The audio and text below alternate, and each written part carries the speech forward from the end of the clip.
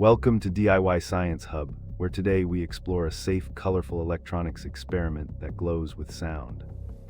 Viewers will assemble a simple LED orb from a plastic cup, battery, copper tape, and a compact microphone.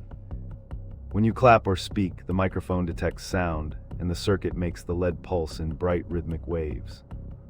This mirrors how sensors convert vibrations into electrical signals, which then switch light on and off for a hands-on feel. Experiment with different sounds and placements to explore response time, brightness, and creativity while staying safe.